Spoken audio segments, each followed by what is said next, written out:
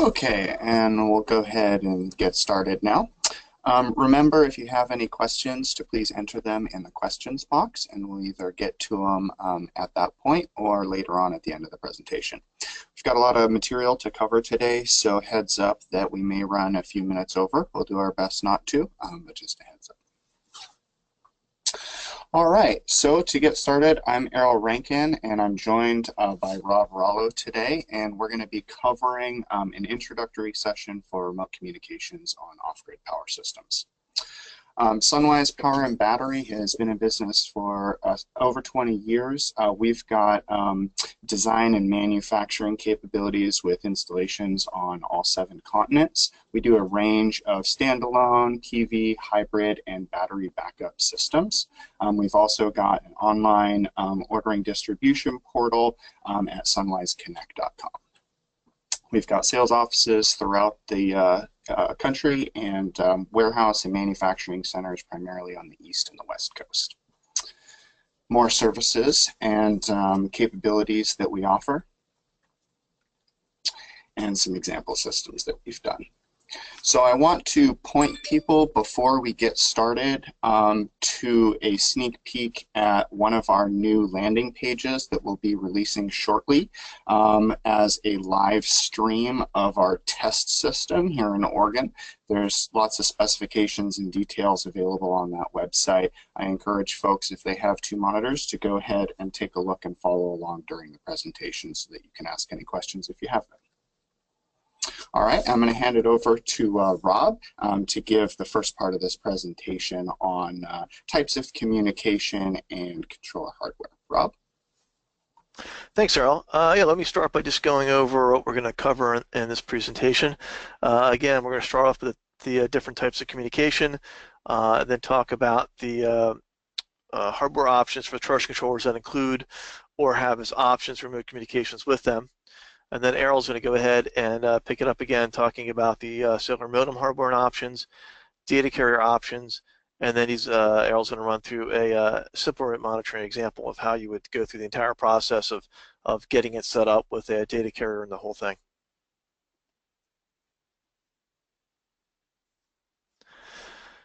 So this is just an example of a simple communication. Basically, you just have a PC going through an internet to a cellular modem that is then connected to a charge controller by way of either a RS-232 serial cable or by way of Ethernet. And here's an example of a more complicated one. We have multiple devices being communicated on a single bus going to the computer. Some of these devices require additional adapters and interfaces, and they also require a parallel bus for it to operate. I'm going to talk about more of that in a second. And here's where I think all of this stuff is going at some point. Is you're going to have a map of your site locations. You're going to have all different kinds of sites that are going to pop up with green or red dots or whatever, depending upon how they're functioning and things like that. So at some point, all of these remote communications are kind of going towards this type of thing where you have a whole network set up, being able to communicate with various sites around whatever region you're in.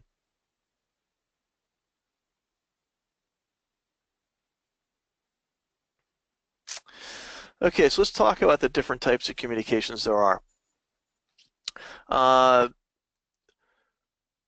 So for wired connections, you're mostly going to have serial, which can be either RS-232 or USB.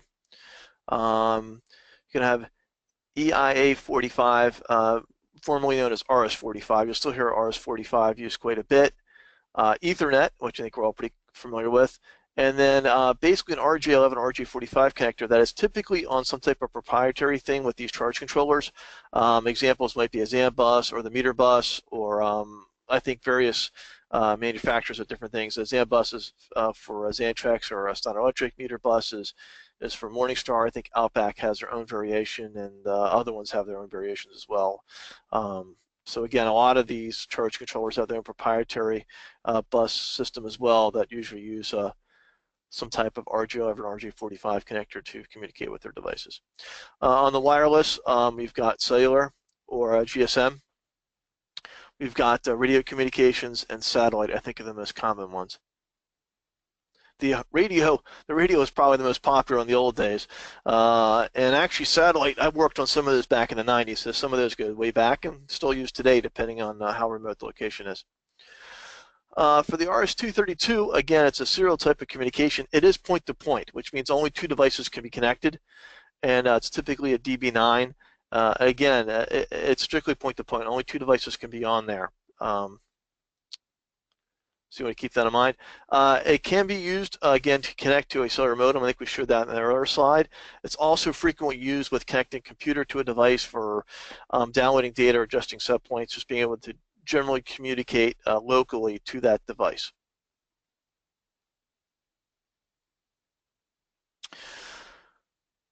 Okay, so the pros and cons with the RS-232. It is one of the most common types of communication connections.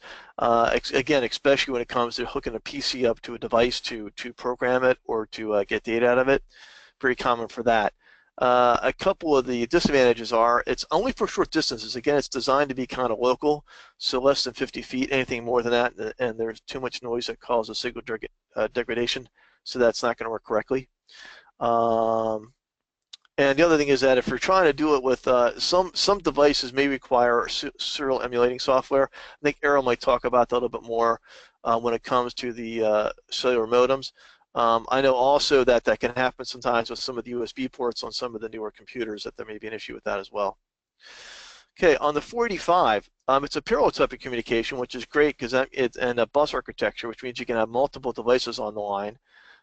Quite a few, and a matter of fact, I know in one of the examples we showed before, that was what was being used, was all of those separate devices were going onto a 485 bus so that they can all communicate in parallel together. Typically uses 4 wires, or usually 4 discrete wires. Usually there's a plus and minus, and then 2 communication wires. And typically they're also on a 12-volt platform as well for the plus and the minus. Again, that's a huge pro, is that you're able to communicate with multiple devices on a single bus, and it can go for great distances too. Theoretically, up to a half a mile. I think anything more than a few thousand feet is probably pretty good. Some of the cons is that it does require some additional advanced features and knowledge to be able to make them work. The other thing is that some of them may require a separate power source as well, because the fact it can go up to great distances, that they also can require additional power to be able to do that. So those power sources may be additional. As I mentioned before, they're typically 12 volts, and if you're working on a 24 or 48 volt system, you may need to add some type of 12 volt power source for that.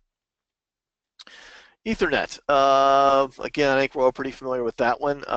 They can be those types of network communications can be both private and internet-based or web-based, and it's important to understand the private one. A lot of industries, whether it be telecom, railroad, oil and gas, have their own private networks behind firewalls and things like that. So they're going to want to keep those internally, and that's fine. So they could communicate with all these things and keep it on their own private network, for other people in the industry, it might be fine going ahead and connecting these up to some web page where you can then log in and monitor the stuff more easily. So instead of having to create your own private network, if you can go ahead then and use the web as your network to be able to communicate with your stuff. Again, because you are on the Ethernet, it uses the Internet Protocol, or IP, and most typical Ethernet connections are with an RJ45.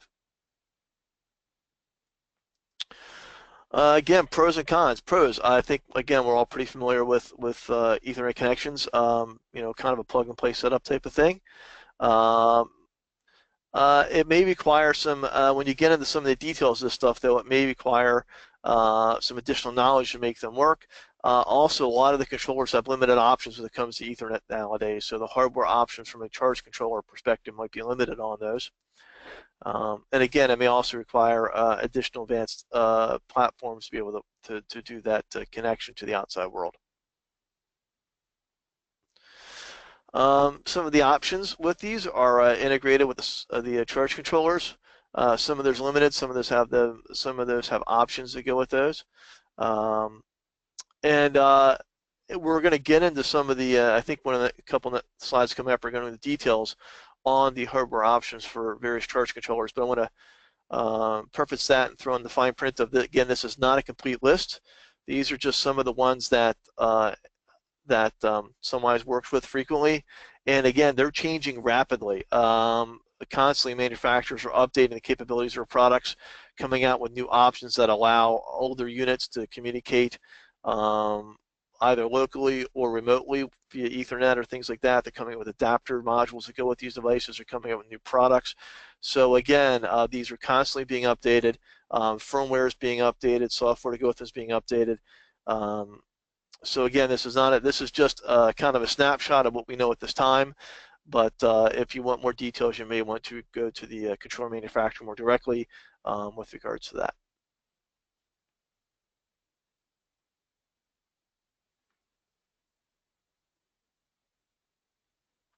Next slide, please.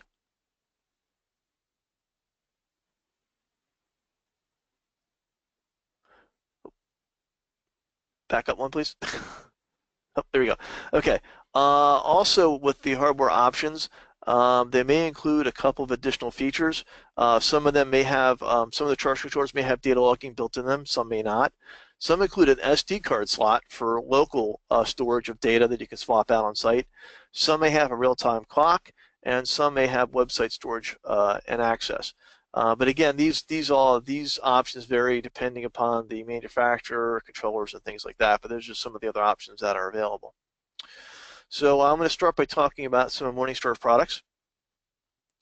They have many controllers that can either that have options, communications options directly on them or through adapters. See, their MPPTs all have an RS2. The TriStar products all have an RS-232, and the MPPT 60 actually is one of the few products that have both 232, 45, and Ethernet options on them. And again, some of their newer products, like their new ProStar Generation 3 and MPPT, have adapters that can allow it to communicate via the 232, 45, or the Ethernet. And again, they have 4 different adapter options there. They've got their UMC1 is for their meter bus. Again, that's a proprietary platform to a USB. The MSC converts the meter bus to a 232. Their RSC converts the 232 to a 45. And then their new EMC1, which just came out a few months ago, will convert the meter bus directly to Ethernet. And some of these can be combined together. An example of that is I know I have in the past had to use a RSC to communicate to an MSC in order to get from the meter bus adapter to the 232 and then the 232 to 45. So sometimes you have to put these things together to get various communications options you needed, and you can do that. Nothing wrong with that at all. And this is just kind of a chart that Morningstar has with, again, just a thing, and these show the options. These show the actual hardware connections to the unit. Doesn't show the options using the different adapters. And this is just kind of a shot of MSView with the web option. And if you go to, I think Errol sent out earlier the link. If you go to the link with our live view of our demo system or test system, you'll see a shot like that, and also one like the next screen. There we go, showing that kind of data for our test site that we have set up right now, showing people remote communication options. And again, this is just kind of a quick review of various types of hardware connections you have with these controllers. You've got the USB. I think we're all familiar with that with the computer. RS-232, which is kind of more of the old school serial port connections. The 45, which is typically, again, full wire. Ethernet, which is typically an RJ45.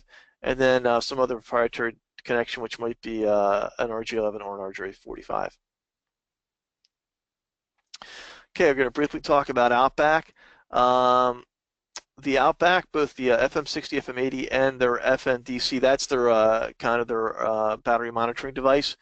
Those all can communicate using the Mate 3 device. So those may or may not require a hub to work as well. Okay, But if you use a Mate 3 with those, you can communicate to Ethernet. The Mate 3 also has an SD slot and a real-time clock in it. So when you put those together into a remote monitoring system, it gives you some interesting capabilities and options and features. This is just kind of an example of their platform that they have, showing you some of the stuff that you can do with their equipment. There's this shot of the snapshot of their dashboard. And Errol, feel free to jump in on some of those. I think you've worked with some of those products before as well, so feel free to jump in if you have any other comments on these. Yeah, thanks, Rob. I think the picture tells the story for a lot of these platforms. I will go into a little bit more on the Midnight platform. Okay. Moving on to Midnight Solar. The Classic has both an Ethernet port on it and the USB. Their kit also has a USB on as well, and then there are options for the RS-232. And the USB is mostly used to connect. They're using that mostly to connect to do the programming of these units. Again, a lot of these serial port connections are used mostly for local connections of PCs for making adjustments to set points and things like that. And there's just kind of a snapshot of the dashboard you get from Midnight Solar. You'll notice all of these kind of have their own proprietary thing with them. And actually, Midnight Solar just recently released firmware, so they've recently updated their platform. Again, they're calling it now the My Midnight 2. Here's a snapshot of a daily view of it. Again, all of these companies have kind of their own proprietary thing, and they're constantly being updated. So also keep that in mind, that what we're talking about today with regards to these things will probably change in a few weeks or a few months with some of the manufacturers.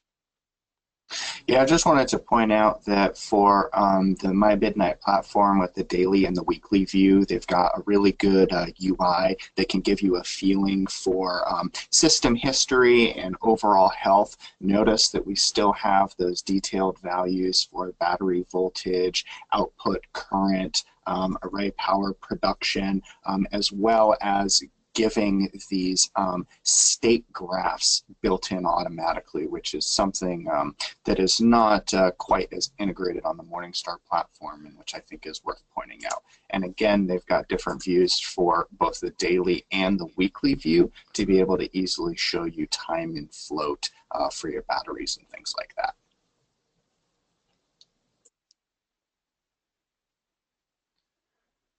Okay, thanks, Earl. Moving on to the focused charge controllers. Again, they have lots of adapters that allow you to communicate via the 232, the 45, and Ethernet. Unfortunately, this time, the only option they have with Ethernet is their Dingo product. They have it in both a 20 amp and a 40 amp unit. The little Dingo also does a whole lot of other things too. It has external shunt monitoring, external inputs, outputs, and can do generator control. So that little unit can do a whole lot of other things in addition to communicating via the Ethernet. And again, yeah, so you require an adapter for the serial to USB, and then a different one for the RS-232. Again, that's pretty common with these. And then the Dingo has a whole host of communication adapters there. They've got one for the USB, one for the 232, and a different one for the Ethernet. And this is the shot of their Prism platform software that is used on the Dingo. Kind of their dashboard shot showing the status of the unit. Okay, we're briefly talk about Steka. Steka does not have a whole lot of options at this time. However, I have been told in 2 months' time they're supposed to come out with an Ethernet option for the Tarim. So they are working on that. As of right now, they have the 232 with an adapter and the 45 standard on the Tarim. They're smaller units like their Solsum and Solarix just don't have any options at this time. It's kind of, those are similar to the Morningstar SunSaver products, where they're more of a simple device that doesn't allow for the remote communications options. A couple of the nice features on the Tarim, though, that it does have a real-time clock, and it does do data logging. and has an SD card slot for that. So even though it doesn't have a whole lot of remote communication options at this time, it does have some other communications functions that might be useful. Like I said, it's such as storing stuff on the SD card and then swapping that out when you're doing maintenance at the site. And as I mentioned earlier, they are coming out with the Ethernet option that should be available in the next few months, I've been told.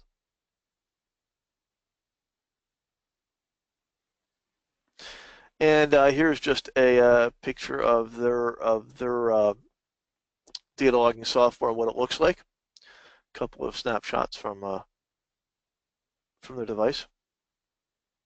And again, all of these look a little bit different, but they all pretty much are giving you the same information, whether it's array current or battery voltages, charting the currents and voltages throughout the day and things like that. They're all giving you the same basic information, just in a slightly different look. And the last one we're going to talk about is Digital Solar. And again, there are many other ones out there. These are just the ones that we commonly work with. Digital Solar has more of a bigger high-end product with their NPR controllers. They both have an RS-232 standard. And again, that's a DV9 connection. Again, that's used for programming their units and communicating with it locally. And they have an Ethernet as an option with those as well. The data logging is also optional on those. They're not standard, but the data logging is an option also. And the data logging there can store up to many years worth of data depending upon the polling you want to do. You can store data. You can sample data every minute, or I think every like 30 minutes, depending upon how frequently you sample the data is how long you can store the data up to. So Digital Solar, the real-time clock is standard. As I mentioned, data logging is optional. And Digital Solar is one of the few ones I know of right now with their software that actually has the green and red dots indicating the status of the sites. They're one of the few I know that has a system already set up with maps, everything else, that allows you to view your network on a higher level.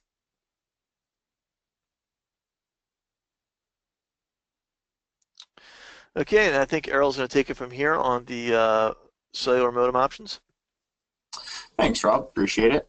All right, so we're going to talk a little bit about the available hardware options when it comes to cellular modems. This is currently a very huge market and is expanding very rapidly. So I'm going to keep this relatively brief. There's certainly a tremendous amount of information and options available on their market, far beyond what we're going to preview here. So please keep that in mind. Some of the features and the options that I want to bring to people's attention that we've worked with directly and that we think are kind of valuable with regards to the sort of monitoring that we're doing. The first one is the capability to have dual SIM card slots on the modem. That allows you to do a couple of different things. It potentially allows you to work off of two different carrier platforms. If you wanted to work off both GSM and CDMA, some modems have the capability to do that. Also gives you redundancy for additional security and reliability.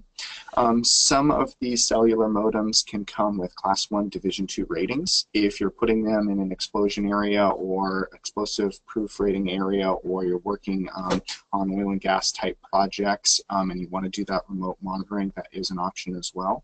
As we've alluded to earlier, we have both this RS-232 and Ethernet communication platform choice that we have to make with most cell modems. There are a couple that we'll preview that do have both RS-232 and Ethernet capabilities. Certainly power draw on the modem is a major consideration if you're putting this in an off-grid system. You can get units that feature significantly less power draw than other ones, so it's certainly a good thing to keep in mind if you are shopping for cellular modems, and also be sure to, of course, include not only the active load, but any sort of standby loads as well in your calculations. So in terms of carriers and cellular technology, it's mostly broken up into sort of two groupings. In the US, Sprint, Verizon, US Cellular, and others all use CDMA, whereas AT&T and T-Mobile use GSM. These are sort of different technologies. There are some hardware options that allow you to use both, and there are some hardware options that will limit you to one or the other.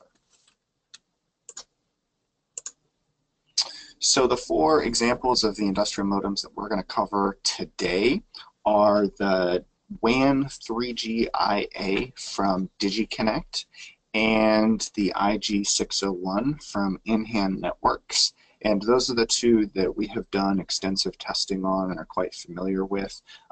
But there's another couple ones that we want to at least highlight for some additional options, and that's the Sierra Wireless AirLink ES450, as well as the Stevens CellNet modem.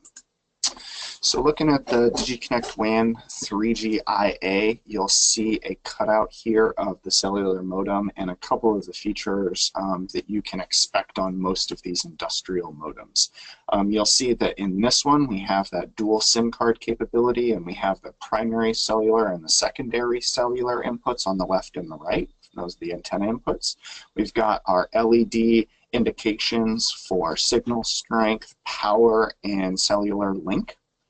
We've also got our DC power input, which has a very wide range of 6 to 30 volts, so it'll run off either 12 volts DC or 24 volts DC nominal right off the battery, which is really nice. It'll give you a max current rating so that you can assume a worst case scenario in terms of power draw. Again, it's got that Ethernet link capability as well as that serial connection. And this device is Class 1 Division 2 rated. So definitely a device with a lot of features. Certainly you'll pay more for those features, but can do a lot of things. Quick diagram showing the dual SIM card input on the side, as well as the Ethernet slots and the serial connection. So moving on to the next device, we have the IG601 from In-Hand Networks. Again, you'll see we have the Ethernet only connection on this unit. It does not have the Ethernet and serial. Again, we've got single SIM card slot rather than the dual SIM card slot. And we've got our LED indications and our power input. Same 12 or 24 volts. Again, we've got the Sierra Wireless. This is serial and Ethernet. So you'll see that the form factor is really pretty similar among most of these industrial or cellular modems, about the size of your fist, relatively lightweight. The Stevens CellNet has some interesting features, including the low power draw option, which makes this very attractive. Note this is serial only and no Ethernet. So from hardware to hardware platform, it really varies what communication or features you're going to get. So moving on from the cellular modem hardware onto some of the data carrier options. So in our experience, data carriers can roughly be broken out into approximately 3 tiers. At the top, we have our largest, most well-known household carriers, people like Verizon, AT&T, T-Mobile. Setting up a data plan with these companies may be challenging because a lot of the services that are required are not offered in their default consumer plans.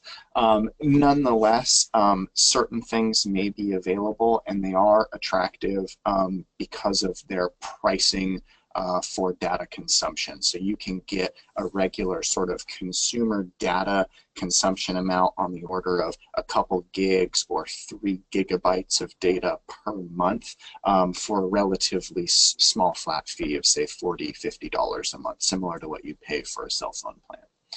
On the mid-tier, we have what are known as kind of machine-to-machine providers and mid-sized telecommunication companies that focus on providing business-to-business carrier services and data plans. I think the mid-tier is probably the best option in terms of most customers trying to do these off-grid platforms to work with. It's certainly they'll be more willing to work with a lot of these businesses for one-off projects than some of the larger carriers. In terms of the pricing, you get this middle-of-the-road options where you won't quite get the data usage at the pricing that you would for a household carrier, but you'll get block data consumption pricing options still. So you'll get 250 megabytes or 500 megabytes or something that's a little bit more moderate. And then at the bottom, we basically have small tier data providers, which really focus on providing data to consumers at the megabyte level. And so these are very attractive if you're using a very small amount of data, or if you're monitoring intermittently, or you only want to use alerts and notifications when various metrics of the system have been met, and you're only going to pay on that per megabyte basis, then it's very attractive. But the price per megabyte that you're paying, of course, is completely inverse to these top tier providers. So note that the link that's going on between the data plan that you're purchasing through these carriers and the solar system that you're monitoring, the link happens between a SIM card that will be provided by your data carrier and which goes into the SIM card slot of your cellular modem. In order to make all of this remote monitoring work, of course, your SIM card will need to be activated from the perspective of the carrier. And so when you receive your SIM card, it will have several ID numbers on it, and those may be necessary to give to the carrier in order to activate your SIM card. So as I was mentioning, with the large carriers, you can get a cheap price per megabyte, but you'll have a flat fee per month, usually at the monthly level. So at a minimum, even if you didn't check your system at all or checked it once a month, you'd still be paying that $40 to $50 a month. On the upside, if you wanted to have real-time connection up all the time, you could do that because you'd have the data allotment to have a sort of control room style view of your system.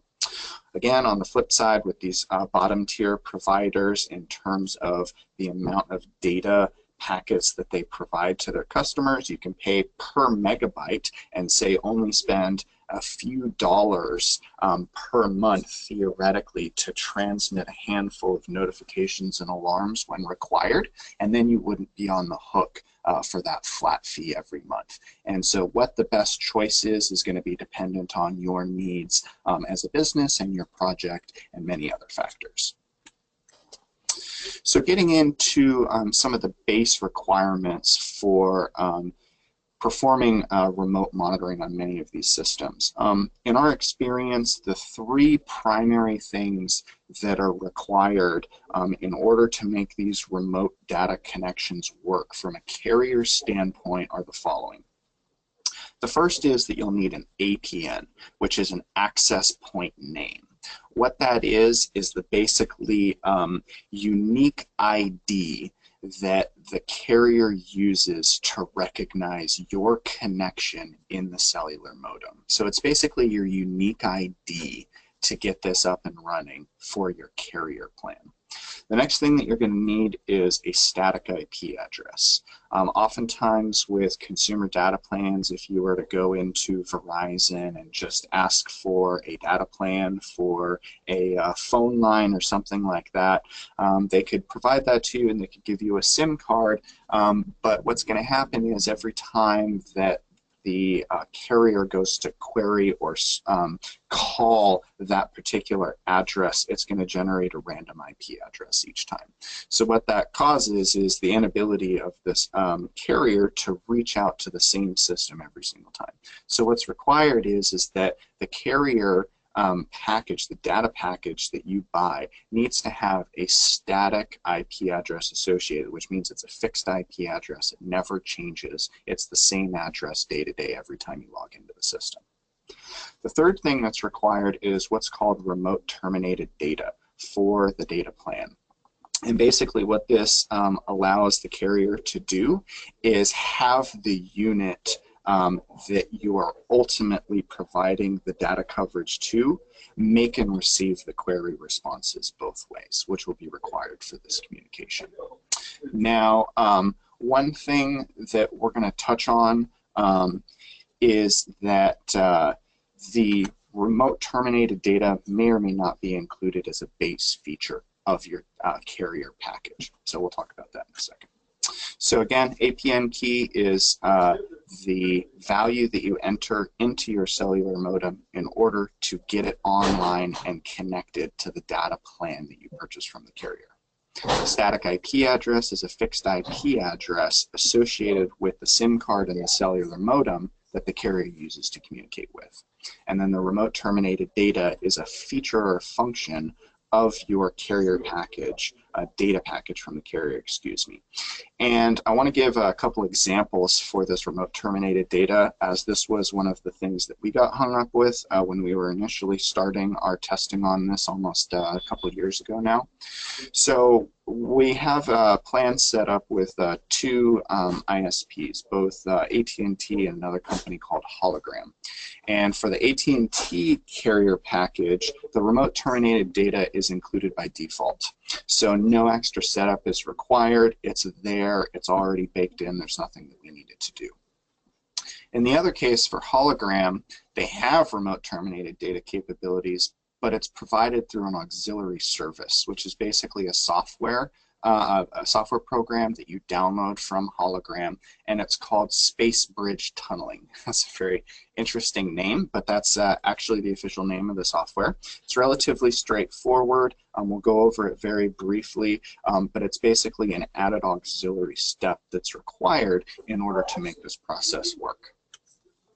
So here is a quick example of the setup for this Space Bridge Tunneling. It's actually relatively straightforward. When you sign up with Hologram, you'll get an API key. It's a very long, like 40 or 50 digit key, and that's what you use to sign in to the Space Bridge Tunneling platform.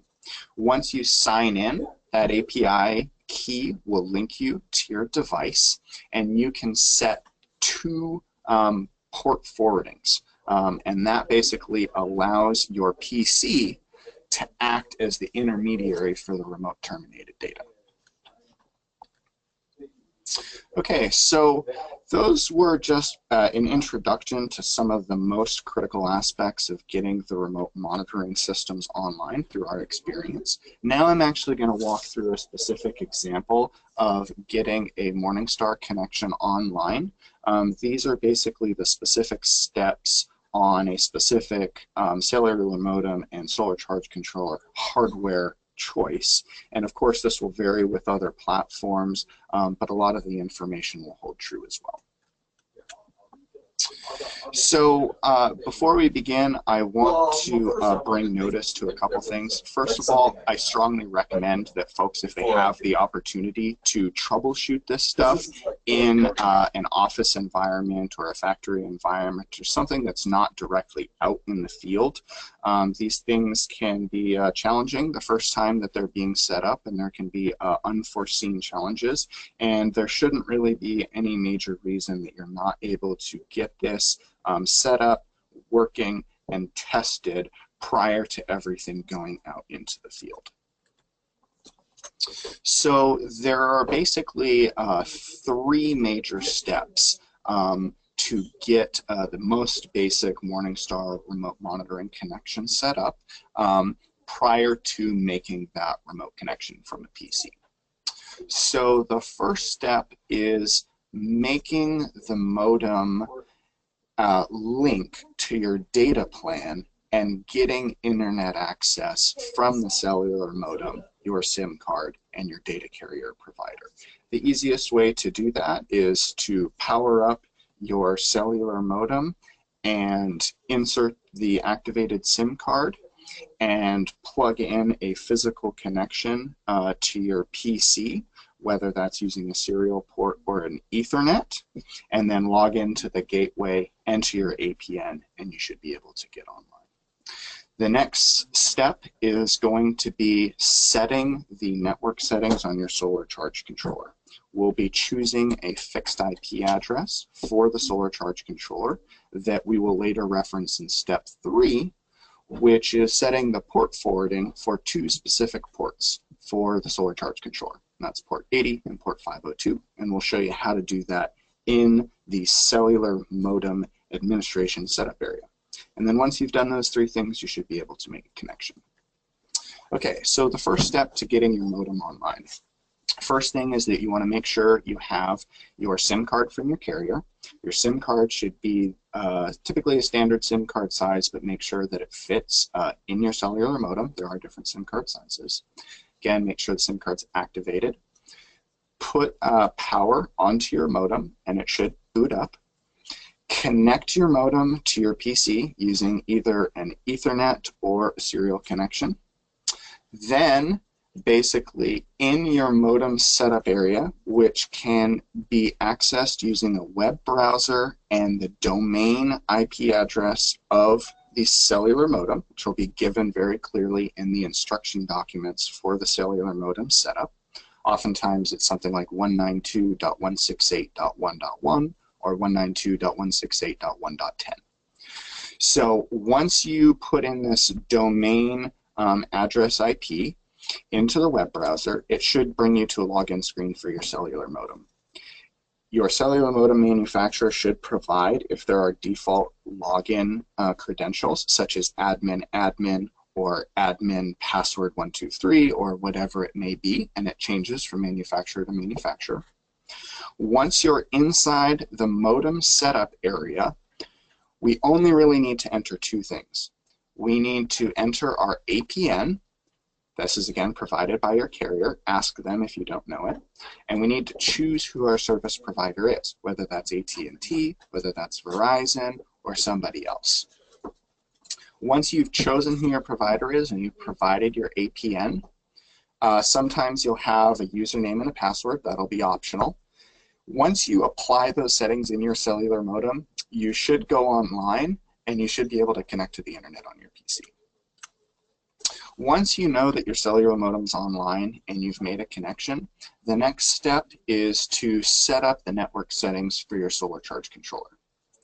Basically, what we are going to do is we are going to connect the solar charge controller to the cellular modem, and then we're going to simultaneously connect the solar charge controller to the PC using a serial connection.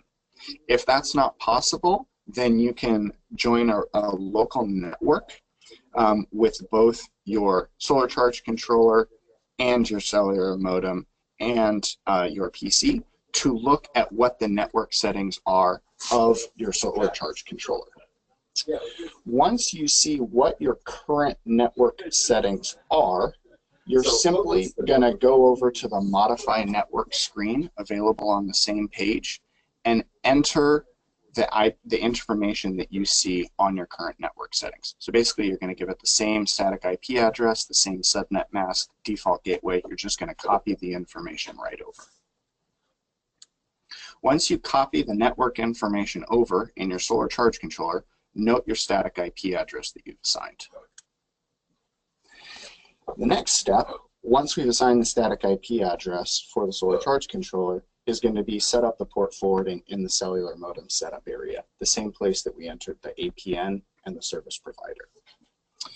So what we're trying to do is we're trying to forward both ports 80 and 502 to the static IP address of the solar charge controller that we just selected. So that will look like this in your cellular modem setup area. You'll basically have your ports, port 80 and 502, and forwarding to the internal IP address that's chosen for the solar charge controller.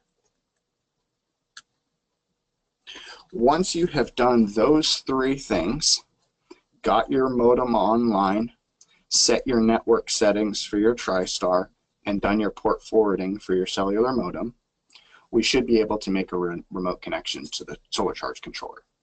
We can do that by opening up MS View, which is the software provided by Morningstar, and entering in the static IP address from our data plan, as well as the control address provided by Morningstar for this port, which is 502. I do want to point out in this particular case that if we are using an auxiliary service like Space Bridge tunneling to set up the remote terminated data, then you will actually be connecting to port 1050 instead of port 502, because we set up that link to act for the PC to act as the intermediary. Once you've made a successful connection to the Morningstar unit, in MSView, you'll see the icon of the device turn green, as well as the serial number on the right-hand side.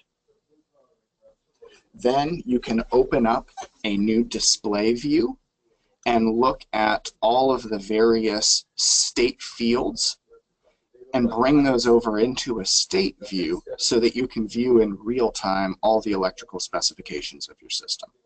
This is the top window that we have on our live stream site currently up and running, so you can take a look at that and see which values are available. So I want to give a quick summary really quick of some of the basic IP addresses that are required to get this set up.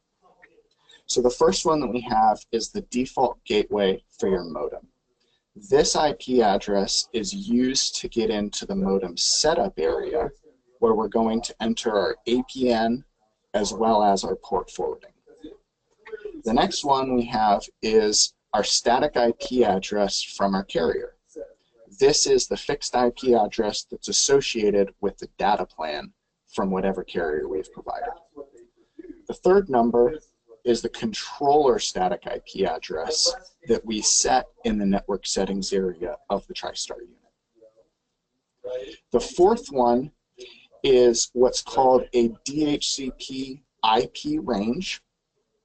This is something that shows up in your cellular modem area, and the only thing that you need to be mindful of is that the static IP address that you've chosen for your controller, in this case 192.168.1.50, is outside the range of your DHCP IP.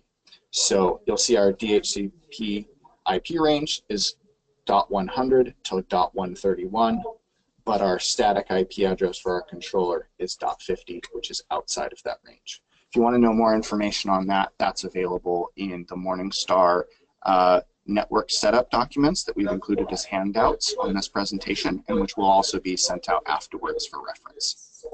Finally, we've got a summary of the ports. We've got the controller port 80, which is used to access the monitoring through the HTTP web view. And then we have port 502, which is used to access the remote monitoring through MSView and the Modbus port, which is what we have previewed here. So that's a quick overview of the most basic iterations of the setup on the Morningstar platform. I want to give a quick preview, as we mentioned earlier, of some of the capabilities if you are using an EIA 485 network instead of an Ethernet network. What we have here is an example of connecting to two Morningstar charge controller units through a single gateway. So you'll note here that at the top you can see the unique serial address for each solar charge controller that we're monitoring. And you'll notice that they have unique control addresses, but they're being connected to via the same static IP address of the cellular modem. So some of the other advanced topics that we're going to be touching on some of the future presentations, since this was only meant to be an introductory overview, is again, we're going to be going over in more detail setting up monitoring for networks of devices using EIA 485 or others. We'll talk specifically about Modbus mapping and Modbus networks and how you can utilize the Modbus capabilities of both the Morningstar TriStar units as well as the Midnight Classic units to route a lot or all of this monitoring information through existing Modbus platforms.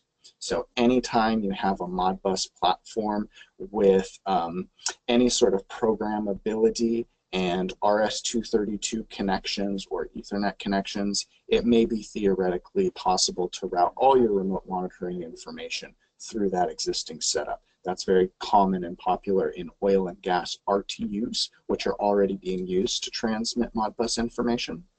We'll talk a little bit about the serial emulators that may be required for some RS-232 connections with various cellular modem platforms. I think we'll touch a little bit more on satellite and radio options if cellular coverage is insufficient or unavailable at your site.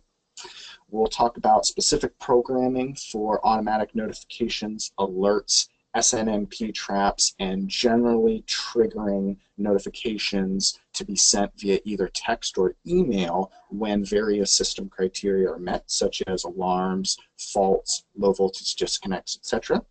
And then we'll also touch a little bit on remote control of loads and contactors, actually being able to trigger relays or other loads by turning them on or off remotely through some of these MSView and Morningstar products, which is a really cool feature where you can actually go on and manually turn a load on or off remotely if you wish to. And we'll talk about a lot of other advanced topics as well on some of the future remote monitoring presentations that we'll be giving. And I want to end with a couple other advanced examples of monitoring setups where you can have multiple devices as well as multiple communication platforms within your network of devices, as well as monitoring other auxiliary devices such as generators or the grid or wind turbines. There's a lot of other information that could potentially be brought through these monitoring platforms beyond just the information available through the solar charge controller. And I want to point people towards our tech notes and webinar pages for additional resources if they are not aware of these already. And then hopefully we still have a few minutes. Rob, if we have any questions, I encourage folks to go ahead and use the questions chat box, and we can spend a few minutes going over those. Hey, Errol, I noticed Thomas had a question earlier with regards to a Modbus. I think you may have addressed that in the last couple of slides, that the Morningstar products work on Modbus. You also mentioned the Midnight products. I think there might be some others, but I'm not positive. We have to look into that further. But yes, several of these charge controllers do work on Modbus protocols, and they can be used for communications on that. Yeah, thanks, absolutely. And we do have those Modbus specifications available as downloads, and certainly encourage folks to reach out to the manufacturers directly if they have questions. We can also potentially be of assistance as well. Also, I know that that setup might seem a little bit, that we refer to as a simple setup, and yet that still might be intimidating to some people. I think we have a poll question. You want to launch that, Errol, with regards to whether that's something that you would want to get from a integrator, having a complete setup from them with regards to the plan and the whole thing. So in other words, you could get the entire thing already done from somebody, so you have to go through that entire process at all.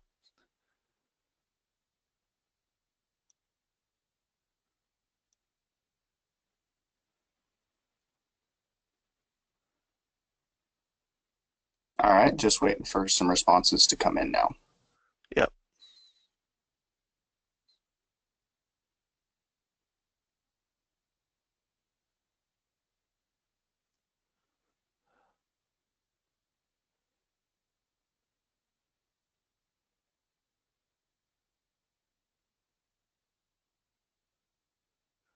Yeah, I think we're around half. I think that's enough. Interesting. Okay.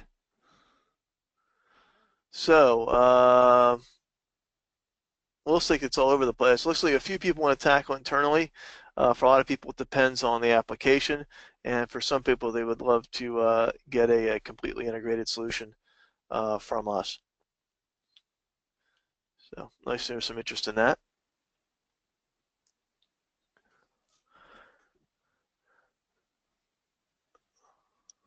I'm going to go ahead and ask this other question as well, which is sort of what style view are people most interested in potentially viewing this through? Basically, we have, as a couple options, whether you would like to just basically check the system periodically, whether or not you'd like to potentially have a control room style view where it's a always up connection that's sort of just always there in the background, or whether or not people want to strictly utilize the notifications and alarms functionality to only receive messages when certain criteria are met. And while that's going on, let me, I just wanted to touch on some of the other advanced features you can do with these systems too.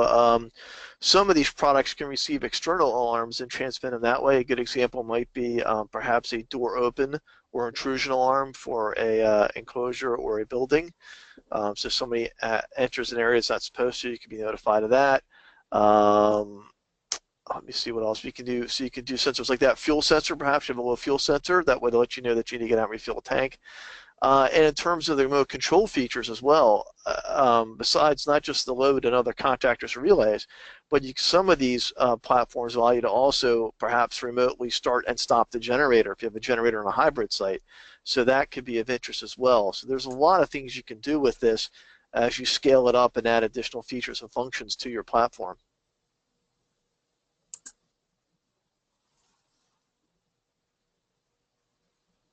All right, it looks like we've got a question here about a module theft alarm, which is actually pretty interesting.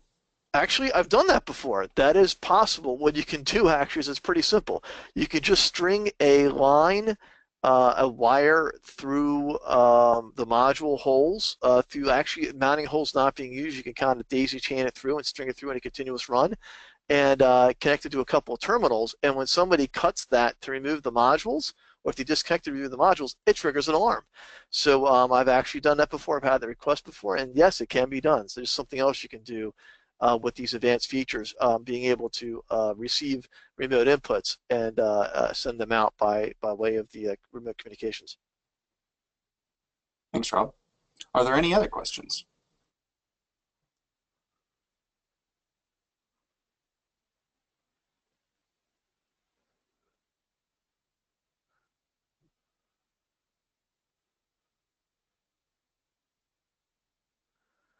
And it looks like, looking at that last polling question, it looks like a lot of people would like to be able to check the system periodically, but it looks like the majority of people would definitely like to know when they have an alarm or alert condition. And I know that is always a good one, that these systems can alert you to, again, a low voltage or some type of theft alarm or a low fuel alarm or things of that nature.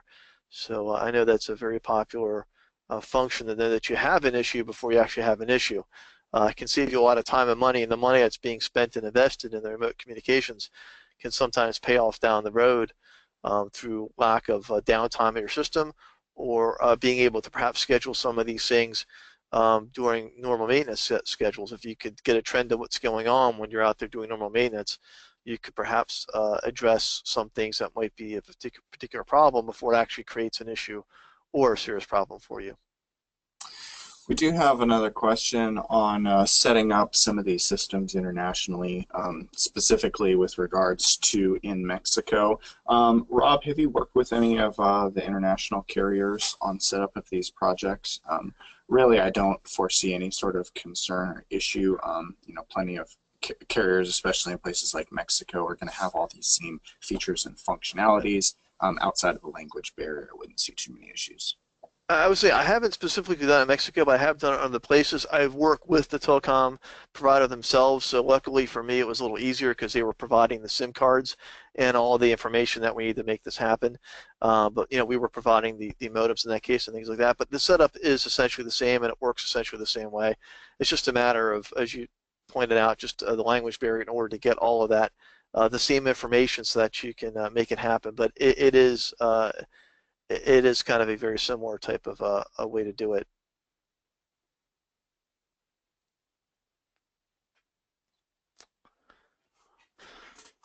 All right, just a final notification, if there are no other questions from folks, that this will be posted on the webinar section of our website here by this afternoon, and we'll get a notification out to everybody so that if there's any questions or folks want to review this, you can certainly do that.